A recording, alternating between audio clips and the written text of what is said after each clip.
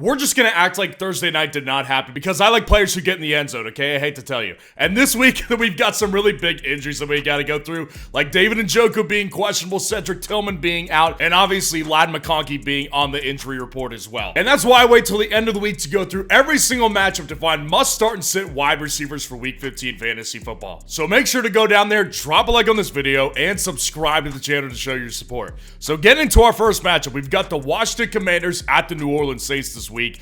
And Terry McLaurin does not leave your lineup. I don't understand what the problem is here. Terry McLaurin is a top 5 wide receiver in fantasy this year, and some people are still asking me, like, do I put him in or do I put X player in? It's like, no. Terry McLaurin stays in your lineup. I get it. The one problem that I think I have with him is that other people have is that he doesn't have usually like double-digit targets or anything like that. And listen, I understand the concern there, but the guy is on the same page with Jaden Daniels here. He's getting, 12, 13 fantasy points per game, and every other week he gets like 20 fantasy points because he gets in the end zone once or twice. You do not put Terry McLaurin on the bench at all. And then Marquez Valdes-Scantling is a low-end flex. This guy's dealing with Jake Haener at quarterback. You do not play another Saints wide receiver if it's not Marquez Valdes-Scantling. And the only way I'm playing him is if I don't have access to a guy like Nick Westbrook-Ikhine, who I would personally play over him. It basically falls in that same type of player, which is completely boom or bust. Now, I'm going to bring up the two Washington names because Noah Brown is out with a knee injury, and he probably will be out for the remainder of the year. Diami Brown, Luke McCaffrey, I'm not playing either, but I'm telling you this, I will keep a very close eye on them to see if maybe one of them has the potential to have upside in a particular week. Kansas City at the Cleveland Browns. I've got Jerry Jeudy. You cannot put this guy on your bench. He is so hot right now. You cannot put the Flames, you don't want to put a wet blanket on a fire, man. And that's exactly what you would be doing by putting Jerry Jeudy on the bench right now. You put Jerry Jeudy out there, much to the chagrin of me, because I'm not really a big fan of Jerry Jeudy, but those are minor details. I was really wrong on Jerry Jeudy, and I went through that on what I got right and wrong several weeks ago. Elijah Moore, I do think is a really good flex. And personally, my favorite flex play in this matchup because of the fact that Cedric Tillman is out again, and that's kind of a problem for him. But David Njoku, if he misses this game, there's 10 targets opened up for anybody. Elijah Moore is going to get his work because ever since Cedric Tillman's been out, Elijah Moore's been important every single week. I think he's a really solid play, and I would personally prefer to play him over D-Hop and Xavier Worthy when I know that D-Hop's upside is really not much more than like 15 to 16 fantasy points, and when I also know that Xavier Worthy's upside is not really more than 10 or 12. So Elijah Moore to me is the best play because I know he's going to get peppered with targets, but I will say, of course, D-Hop and Xavier Worthy, they are both in this list of like middle tier flex options this week. The Cincinnati Bengals at the Tennessee Titans. And Jamar Chase, of course, is must start. T. Higgins, you put him right back in. Last week obviously sucked. I'm not going to try to defend what happened. But T. Higgins, all year, you take that week out, he's been fantastic in fantasy football. You do not put T. Higgins on your bench in this important of a time. His target share has really been pretty good. And just on a per-game basis, again, Joe Burrow is playing at an MVP level, and 2 wide receivers are benefiting from it. Do not put T. Higgins on your bench this week. Calvin Ridley, high-end flex. Nick Westbrook-Ikhine, again, I'd play him over Marquez Valdes-Scantling, right? Obviously, came back down to earth. He didn't get in the end zone, and this guy's getting like 2 to 3 catches per week. So unless he gets in the end zone, like it's just not going to be that good. I would play him over Marquez Valdes-Scantling because I think Levis is a better quarterback than Jake Haener is. But Calvin Ridley, I think, is definitely a solid play this week. The Bengals defense sucks. We already have established that much for sure. And Calvin Ridley does have a very consistent target share, and his floor has actually been pretty safe over the last like 2 months or so. I would play Calvin Ridley before I play Nick Westbrook-Ikhine, and I do consider him a relatively high upside flex option. The Miami Dolphins at the Houston Texans. Nico Collins, you fire him up for obvious reasons. Tyreek Hill, I think it's definitely back in must-start territory. The guy has had 3 straight really good weeks, and at this point, I don't really have a ton of questions with Tyreek Hill, other than the fact of, like, can he repeat a 100-yard game? I don't know if he'll do that, especially against the Texans defense coming off of a bye week. But I will say, I just think that Tyreek is just too important to this offense again at this point for him to go back like in high-end flex territory. Most, like 90 to 95% of the time, I'm going to tell people to play Tyreek Hill, so he belongs in must-start territory. Jalen Waddle, I would still play him over Tank. Because I know that Jalen Waddle's got a 25-point ceiling. Tank Dell basically has like a 15-point ceiling. Tank Dell just isn't very good. He hasn't gotten the job done, man. And I don't really see how that changes this week. I guess the Dolphins, the matchup's fantastic. I don't care about that. But Tank Dell's just not been very good. So he drops a lot of passes. He doesn't get as many targets, obviously, as Nico Collins does. I would just rather play the guy that has the most upside when they're both getting like 5 to 7 targets per game. And I know that Jalen Waddle can get in the end zone and hit on a big play. With Tank Dell, I've got no confidence in that. The Baltimore Ravens at the New York Giants. Zay Flowers, I would say, is must start. He teeters on like must start and high-end flex territory a lot of weeks, and he did for me this week. I just think matchup lines up. I think that there's going to be like a rush for who gets fantasy upside in this game, because I think Derrick Henry's going to explode. I think Lamar's going to be great. But at the end of the day, like, the game script is going to be 35-0 Baltimore by like mid-third quarter. So there's going to be a mad dash for fantasy points. We need to see Zay capitalize on it early, and I think he can. That's why he is a must-start, but I definitely do have more concerns with him than I do have with a Tyreek Hill, for example. Malik Neighbors is a like mid-end flex, basically, for me. I mean, the guy's dealing with Tommy Cutlets again at quarterback. They're playing the Ravens, who, the matchup it's not bad in particular. But at the same time, Malik Neighbors just, like, the first time with Tommy DeVito, the upside is just not really high. I mean, I would just try to find other ways to play. Like, I'd play Calvin Ridley over Malik Neighbors for sure. I just don't particularly like Malik Neighbors at this point in the season because he hasn't hit a ceiling game since September. So basically, you're going to get his floor, which isn't bad. Like, his floor is like 10 to 12 fantasy points, depending on your format. I just would rather play an upside guy. And I think Bateman has a lot of upside. I think Bateman has more upside than Malik Neighbors, but he definitely has a much, much lower floor. Bateman might get 0 in this game. It's very possible. He's coming off a knee injury, but just the way the game script could go, a big play is definitely always possible with Rashad Bateman. So I would say that he's flexible, and I'm not playing either other giant wide receiver. The New York Jets at the Jacksonville Jaguars. Davante Adams is must start. The guy's floor has become really safe because of target share. And his ceiling is also really high because of the fact that he gets tons of targets. Like, it's all built on a good foundation. And this goes back to why I said earlier in the year when he first got traded to the Jets, he would eventually become this wide receiver 1. That has happened. And I don't think Garrett Wilson's must start. I would say I would tell people 80 to 85% of the time to play Garrett Wilson. He's a high-end flex for sure. Matchup is fantastic, but the guy does have a low floor right now. Like, just be honest with yourselves. This guy's floor over the last month is like 3 to 6 fantasy points. And it's not because he's lost targets either. The guy's still getting like 10, 8 targets per game. So Garrett Wilson, it's just not been as good chemistry-wise with Aaron Rodgers as obviously Davante Adams has many years built with Aaron Rodgers. So I just think that Garrett Wilson can't be considered a must-start. Very, very high-end flex play for sure. Brian Thomas Jr., I think he's a mid to almost high-end flex option. I was shocked last week to see what he did with Mac Jones, because Mac Jones is literally an XFL quarterback. I could go out there and throw better balls. Everybody would be very happy to see it. So, like, Brian Thomas Jr., he obviously shocked me, but Mac Jones, still I can't really rely on him to say that, yeah, Brian Thomas Jr. is a must-start guy. Because Evan Ingram is out, obviously, I get all that. But Brian Thomas Jr., I just can't really rely on Mac Jones too much to say that he's much more than a low, high-end flex option at this point. And Allen Lazard, I'll mention the name because he's back, so maybe he starts to see some sort of upside. Not playing him this week, though. Dallas Cowboys at the Carolina Panthers. CeeDee Lamb, fire him up. The guy's great floor and hit a ceiling game last week in this matchup. He definitely could hit it again. Adam Thielen, I put him as a must-start. I would personally play Adam Thielen over, guys like Malik Neighbors for sure. I would personally play him over Calvin Ridley, Jalen Waddle. I think Adam Thielen's a really good play. Like, Thielen has a great matchup this week. obviously, versus the Dallas Cowboys. And Adam Thielen has really resumed last year's role that he had with the Panthers, which is that he's going to get 10 targets per game. And Bryce Young, that's his guy. Like, that's the guy, always his first read. So I think that Adam Thielen in this kind of a strong matchup, I think he's going to be a really good play. Potential league-winning player this guy is right now.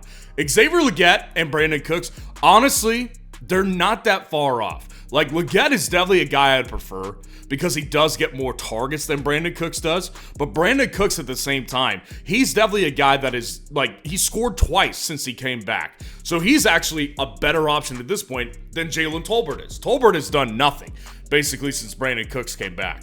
So I think Brandon Cooks is not the worst play. He's kind of like a Nick Westbrook-Akine a little bit. I'd play Westbrook-Akine over him because I do see just more consistency and stability with his targets. But Brandon Cooks is not the worst option. If you're just looking for a boom week, maybe you can get like 12 points and a touchdown out of Brandon Cooks. Tampa Bay Buccaneers at the Los Angeles Chargers. I don't think there's a must start. Listen, both top wide receivers, they would be must starts if there was no injury concerns. Mike Evans, Ladd McConkey. Ladd's coming into the game questionable, so obviously we don't know whether he's leaning towards playing or not. He was limited again in practice all week. Mike missed 2 days of practice to start out the week. Then he's now he's good. No injury designation.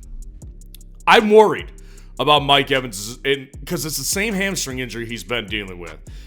I'm a little worried. He's definitely the closest to being a must-start play, and I would say Mike Evans is a great play. Similar in the Garrett Wilson category where it's like basically a must-start, but definitely not quite. I've definitely found myself telling people to play other guys other than Mike Evans or Garrett Wilson this week. That's why they're not in must-start category, but a lot of times I'm going to tell you to play Mike Evans. Ladd McConkey, if he plays, I think he's a great play. I would love to play Ladd McConkey. If he had no injury designation, he'd be a must-start for sure. But based on the fact that he's got an injury designation, I do worry about what the potential is for his workload, and I also worry about a re-injury, so I would say he's a high-end flex if he ends up playing. And QJ, he definitely has upside, man. Like, it's just a fact. Like, the guy does get in the end zone more often than not this year, and I wouldn't say it's anything close to Ladd's upside, but it definitely is like in the 15 to 16 point range. Understand he has 0.4, but that's always the case with Quentin Johnston. So definitely keep an eye on Quentin Johnston, and I would say if you're looking for a big play, again, I'd play him over Brandon Cooks in particular. Jalen McMillan, keep watching him. I'm not going to play him, and of course Joshua Palmer does not go anywhere near your lineup unless Ladd McConkey is out. Indianapolis Colts at the Denver Broncos. Courtland Sutton, definitely fire him up. The guy goes right into your lineup. Off a bye week, the guy has been fantastic in fantasy football over the majority of the last 2 months. Josh Downs, Michael Pittman, Alec Pierce. That's the order I would personally go with. Josh Downs, full participant in practice on Friday, should be good to go, still deemed questionable. I would imagine that he ends up playing this game. I think he immediately becomes the best option because just looking at his targets, when he played with Anthony Richardson, like he was definitely the number one guy. Michael Pittman with Josh Downs there definitely gets a bump down closer to Alec Pierce. Like, to me, the clear favorite is Downs, then it goes Pittman, then it goes Pierce. And I would say Pittman and Pierce are pretty close to each other because Pierce relies on a big play, whereas Pittman, I just think he needs to get tons of targets for him to bring any sort of fantasy upside because he very rarely gets in the end zone. So I do think that Josh Downs is the clear best option here. And I would say Devon Bailey, if you're in a really deep league, like a 16-team league, is a really viable flex option as a low-end play. Troy Franklin, Adonai Mitchell, Marvin Mims in particular. Watch out for him again this week, but I'm not going to play any of those guys. The New England Patriots at the Arizona Cardinals this week. No must starts. Again, neither one of these teams has a wide receiver I feel, obligated to put as must start.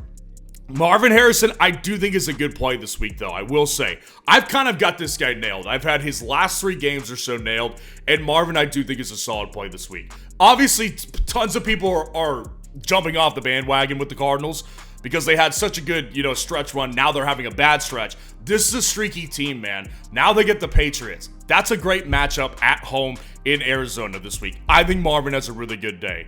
Demario Douglas, I think, is just as playable as Michael Wilson. For sure, Demario Douglas is the number one target for Drake May at this point, and the matchup is sort of beatable. So I would say that he's playable just as much as Michael Wilson is playable, but no question, the best option in this matchup is definitely Marvin Harrison Jr.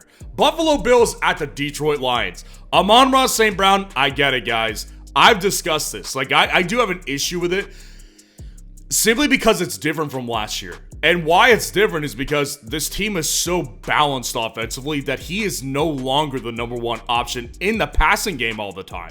Like, he's the number one by default because he is their highest paid wide receiver and he's the best when he's on. But Jameson Williams, the way he's evolved, and Tim Patrick even, and Sam Laporta, like, there's going to be weeks where Amon-Ra's been down. Hopefully, we'll get a big one this week from Amon-Ra St. Brown. They're going to put up a lot of points on the Bills. You just don't want to put a player like this on your bench. He goes in your lineup regardless of what happens. Jameson Williams, definitely my favorite flex option. I would prefer to play him over the Buffalo options because I know what his target share is going to look like. With Khalil Shakir, Amari Cooper, Keon Coleman, that's in order right there. I think Shakir's the best play because I know that he's going to get the targets. Amari is the second best play because I think that he's probably got some big play upside in this game. He has done well in these games. In the playoffs recently, just as last year, he absolutely crushed in the fantasy playoffs. Maybe it's an Amari Cooper game. The only reason, though, that I don't prefer Keon Coleman over him this week is because it's Keon's first game back in like a month.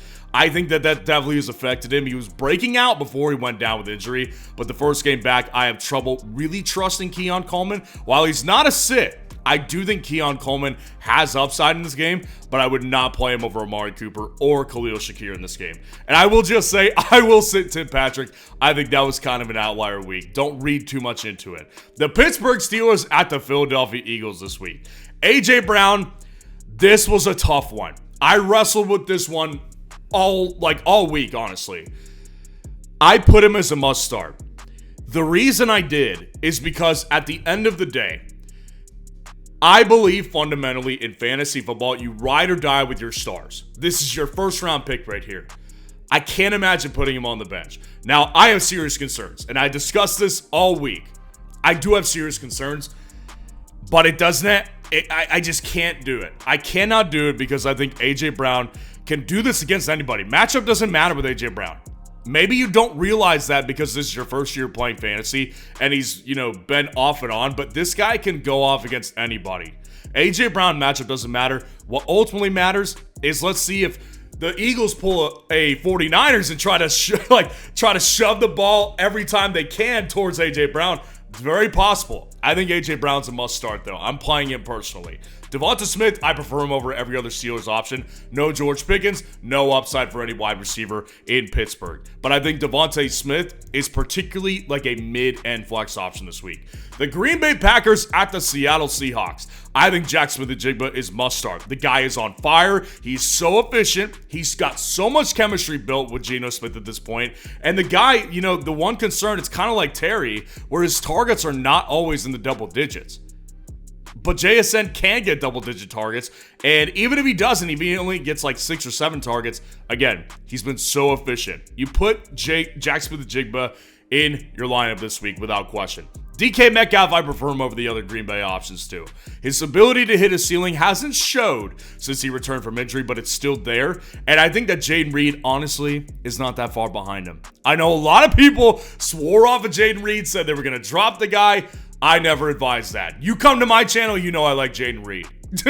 I tell you guys to play Jaden Reed a lot, and I think this is a week. I'm not saying that you have to play him. He's not a must-start, obviously. But Jaden Reed in this matchup, I do think is a bounce-back candidate. Against Seattle, their defense is great, but it's also beatable through the air. So Seattle's defense does not exactly pose a serious threat for Jaden's upside because Jaden is, again, a type of guy that can go off for 20 points regardless who he's playing against because of the way they use him. And I would prefer him over Christian Watson because Christian Watson never does it back-to-back. So I think that Christian Watson's the most playable option outside of Jaden Reed because I'm not playing Wicks, I'm not playing Dobbs off the injury, and I'm not playing Tyler Lockett either. The Chicago Bears at the Minnesota Vikings. I've got Justin Jefferson, of course, as a must start. As I said last week, you do not sit him, and of course he goes off for 30 points. You do not ever sit Justin Jefferson, guys. Jordan Addison is a very, very, very high-end flex option. Jordan Addison is not a must start for me, simply because I don't yet trust his floor. Although I'm getting there. Like, it's becoming more consistent. I'm getting to a place of trust. I'm not there quite yet. So Jordan Addison, I still have some concerns, but not enough to say that he's anything less than a high-end flex. I prefer him over all Bears options. DJ Moore, Keenan Allen, Rome Odunze, that's how it goes. DJ Moore, definitely the highest end flex, can get you 25 points. Keenan can, but I just think it's less likely, and he has a lower floor. And with Rome, this guy is more of a deeper league play. I do not trust Rome. Based on last week, obviously gets in the end zone twice. That's not because the guy has been super efficient. Like, he has been getting targets, but it hasn't always been working out a ton. So ultimately, I'm always going to lean Keenan Allen at this point in the season over Rome Odunze. But he's still playable, especially if you're in a deeper league. The Atlanta Falcons at the Las Vegas Raiders. The last matchup of the week, also a Monday night game. Stupid doubleheader Monday night games, man. I think that Drake London and Darnell Mooney are really close. Like, they're both high-end flexes, but I've been saying this for the better part of 2 weeks now. Kirk Cousins is done. Like, it's over. And they're continuing to ride with him. That's why Drake London's problem has arisen. He's been getting targets a ton. It reminds me of his first several years of his career. Getting targeted like crazy. Targets are not the issue. Production has become an issue because his quarterback is failing. Now, I still slightly prefer him over Darnell Mooney just because I think his ability to score is higher, but Darnell Mooney is definitely his go-to in a lot of situations. Kirk Cousins, that is. So Darnell Mooney is definitely not they're in the same exact tier. Like, they're one spot difference in my rankings this week, so take your poison right here because both of them have the ability to crush your week because of Kirk Cousins. And Jacoby Myers, obviously the guy is questionable. Practice has been an issue this week. It's been an issue for several weeks. I would expect him to play unless there was a setback. And if that's the case, he's in the same exact tier as Darnell Mooney and Drake London. This is a great tier of flex options here. And some of you may feel safer to go with Jacoby Myers. And I think that's fine because he's got the highest floor of the bunch. I don't care who his quarterback is. Even with Desmond Ridder this week, the guy can play with anybody, but he definitely doesn't have as high of a ceiling as either of these two guys. So let me know how your lineup looks this weekend. If you want to see where all these wide receivers ended up in my top 30 this week, click on this video right here.